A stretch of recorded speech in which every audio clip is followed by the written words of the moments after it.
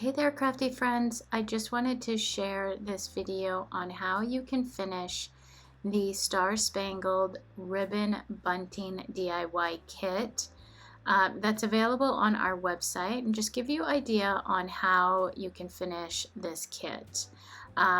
With all our kits, there's a million different ways to finish it and really customize it to fit your decor and your style. And this is really just one way that you can do it. So with this sign, I am going to attempt to give the background a linen type finish. And I'll show you that here in a little bit. But I started out by painting the base white, and then I'm also going to paint my stars white. And I'm just using a makeup square or makeup triangle to paint my stars. I love using the makeup sponge for that. Now the bottom bar is where you hang your ribbon or fabric strips or streamers or whatever it is that you want to use on the bottom there. And I think there's so many different ways that you could make this super cute. So with this one, I am using some fabric that I had on hand, and I am tearing it in 1-inch strips and using just a variety of different reds. You'll see later here in a little bit that I decide to switch out my reds. I'm fairly picky about the color red, and I had already created some cute little house signs, and I wanted it to more closely match those, so I do switch out a few of those red strips for that. And then I had some white fabric. It was a little bit longer, so I cut that in half. And here I am just kind of seeing which red would work best with these little house USA signs, and I decided to rip up some different reds to go with that. Again, like I said, this would be so beautiful with vintage ribbon in all sorts of different styles and things like that. And this could really just be so customized to your style. So here I'm showing you how to create this linen, and it almost looks like a jean finish on the piece. The first thing is we want to make sure that our base color is super dry, and then I'm taking my brush and I'm gonna brush on my blue, and I'm being very generous with that blue, but I also want to be very quick. I don't want my blue paint to dry at all, so I end up just squirting the paint right onto my surface, moving very quickly. And then I'm taking that piece of burlap that I had cut out to about the shape of my sign, and I'm rubbing that on, and essentially it's going to pull up some of that paint. You'll see that there, which I might use that for something else later. But look at how beautiful this technique looks. I love the way that it turned out. And like I said, it almost looks like jeans from far away, which is perfect for 4th of July. So I'm just adding a second coat of white to my stars just to give them a nice pop. White is one color that typically does require a couple coats, so we're going to do that there. And then I'm going to distress my sign using the palette knife.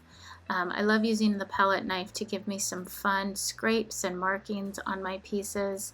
And I'm just using a variety of different colors: white, black, a little bit of blue, and even some gold, little chunky marks on the edges there and on the stars as well.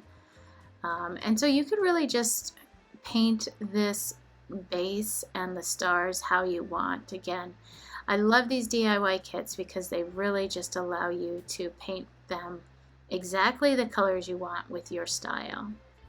So then the next step is to attach our ribbon, in my case fabric strips, and what I'm doing here is folding them in half and finding my center, and then I'm going to take that center and push it through the little bar, pull it down to the bottom, create a loop or an opening, and then I'm going to push my tails through that opening and then tighten that and kind of fluff it to make sure that my pattern stays upright, and then just give it a little tug.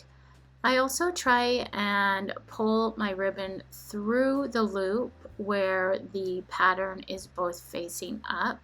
But if it doesn't work out and as you're pulling you notice your pattern is flipped, it's fairly easy to just give it a twist in the back, and that fabric will stay, or ribbon, whatever you're using. So I'm alternating between red and white here, and also my different patterns of red. So you'll notice I put two of the same color patterns together, so I just slide that across, bring back that polka dot, put in a white, and then slide that other patterned red back in. So at the end I ended up using 7 red and 6 white, and then that leaves me with 1 white left over that I'll use to create a hanger. So here I'm just combing through the strips of fabric and pulling out any excess strings that occur when you're ripping it, and then also giving my pieces a trim. So some of the pieces of red fabric had that little border on it, and then some of my white fabric was a little bit long, so it's just kind of a fun process to trim up the sign. And then after I'm done trimming it, I am going to use that extra little white strip that I had and create a hanger. So I'm going to come in from the back side and pull it through and then give it a little knot and kind of fluff that end piece to make it kind of fun and funky there. And I'll do the same on the other side. I'm just cleaning out my hole because I did have some blue paint still wet on that other side that ended up on my ribbon, but I'm okay with that. So we're just doing a quick knot, fluffing, and we've got this really fun hanger that matches our stripes down below in our little ribbon part. And I'm just taking some super glue, or in this case it's a stick fast glue, and I'm gluing my stars on. The DIY kits have the stars scored into the base, so I can still see those.